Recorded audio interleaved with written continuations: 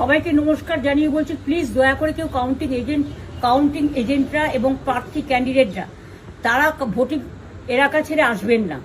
Strong রুমে যেখানে counting হচ্ছে, মানে সেন্টারে, সেখান ছেড়ে কেউ আসবেন না। এটা বিজেপির প্ল্যান।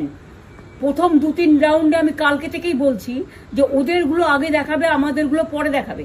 এবং অনেক জায়গায় 2-3 রাউন্ড কাউন্টিং করার পরে প্রায় 100টা জায়গায় কাউন্টিং বন্ধ করে রেখে দিয়েছে। এবং কল্যাণীতে ধরা পড়েছে 7টা মেশিন, যেখানে কোনো মিল নেই।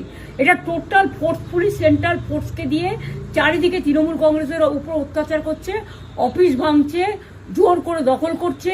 এসআইআর নামে আপনারা দেখেছেন ভোট লুট করেছে যাতে যে সিটগুলো জিততে পারে। কিন্তু এখনো এমন 70টা সিট আছে, 100টা সিট আছে যেগুলো আমরা এগিয়ে আছি, সেগুলো বলছে না। টোটালটাই মিথ্যে নিউজ খাওয়াচ্ছে। আগে ডিআইসিও এই খবরগুলো দিত, কিন্তু তাকে কালকে চেঞ্জ করে দেওয়া হয়েছে। টোটালটাই ইলেকশন কমিশন নিজের ইচ্ছে মতো খেলছে, এবং সাথে কেন্দ্রীয় বাহিনীকে নিয়ে। এবং আমাদের পুলিশরা টোটাল মাথা নত করে কেন্দ্রীয় বাহিনীর আন্ডারে কাজ করছে। সুতরাং আমি আমাদের কাউন্টিং এজেন্টদের, আমাদের সমস্ত পার্টির কর্মীদের বলবো, অত মন খারাপ করার কারণ নেই। আমি বলেছিলাম সূর্যাস্তের পরে আপনারা জিতবেন। 3 রাউন্ড 4 রাউন্ড কাউন্ট হলেও এটা 14 রাউন্ড থেকে 18 রাউন্ড কাউন্ট হয়, তখন আপনারা জিতবেন। Wait and see, watch.